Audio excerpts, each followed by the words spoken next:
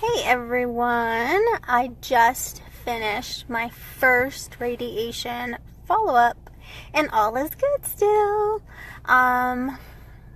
was a good appointment. I met with Dr. Grant, who is my radiation oncologist, and he is pretty amazing. He's very sincere and kind, and I know that he really wants to help, which makes it comforting. I had this appointment scheduled from, I guess, the very beginning, and it's really interesting how our mind works. Because, let me tell you, starting on Saturday, knowing that I had this appointment, I started getting really bad anxiety about it and feeling anxious, and didn't really realize why until I realized I had this appointment. And even though I knew that everything was fine because I had already had that mammogram, and when I found the lump and realized it's just fluid, and I knew that everything was fine, but I still had like this deep-rooted anxiety feeling that I get when it comes to coming here to this place and having a doctor's appointment when it comes to, this is my life now. I have to come and get checked now, and I have to be really cautious about my body, and which is kind of a good thing because you really should be cautious about your body. So I'm also, because my work is doing this, and I think it's amazing. I have the best job ever, everybody.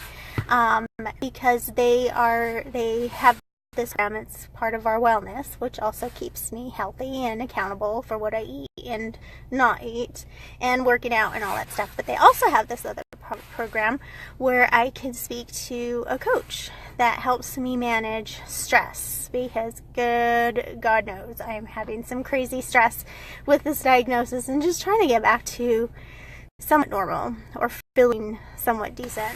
So I am working with a coach to help me manage my stress and get a better control of my stress, which is a good thing. Also wanted to tell you, see, my hair is growing, and I have an appointment with Kate on Thursday. Yay! I'm so excited about it because she's going to teach me how to do my new hair, and she's going to color it because I have a lot of gray hairs. I didn't have this many before, I don't think. I don't know, because I kind of colored it all the time. And the really cool thing is last week I had like 4 people say, "Hey, your hair is so cute. Why did you cut it?" And one girl even told me, we went to paint night on Thursday with some people from work, and one girl said, "I was having a drunken night and I just shaved all my hair off. Did you do that? And did it feel really invigorating and exciting?" And I was like, no, it didn't feel that way at all. I cried, and it was very devastating for me. So she turned around and she's like, "Well, don't I feel like a jerk?" And I was like, sorry. But recently people have been telling me, "Your hair is so cute," and asking questions about it. So it makes me kind of happy, because now I don't look like a cancer patient. I just look like a girl who cut her hair short, which is pretty exciting for me. I waited for this day. Also, last week I went to a conference with Vital Smarts. They are a company who put together Crucial Conversations and Crucial Accountability, and they had a contest. And the contest was to share your story and how Crucial Conversations has changed you. And so I submitted my story, and originally I just submitted the story just saying, "Hey, thanks, things happen for a reason. I went through their training in December before I was diagnosed, and then also again in February, and then their Crucial Accountability in February. And then January I went through another training. Anyway, so I had lots of their training. And if you're not familiar with Crucial Conversations, they are just a group of skills that teach you how to have crucial conversations, and how to stay in control when you have high emotions and the stakes are high. So you learn all of these skills. So the purpose of me just sending them my response was to just tell them, thank you. I'm about things happening for a reason. It was meant for me to have these skills before my diagnosis. And again, just really wanted to say thank you. And a couple days later, they asked me to record my story on video, which I was really hesitant because really I'm really shy, and doing things on video is really hard for me. So I kind of wrestled with it and decided, you know what the heck, I'm gonna do it. And I did it last Monday. I recorded my story and I sat there and I probably cried for almost the whole thing because it's still really emotional for me. And I was nervous and I was in front of a camera, so I was pretty emotional. But I made it through and I shared my story. And then Tuesday afternoon, when the conference was getting ready to close, they closed by announcing the winner.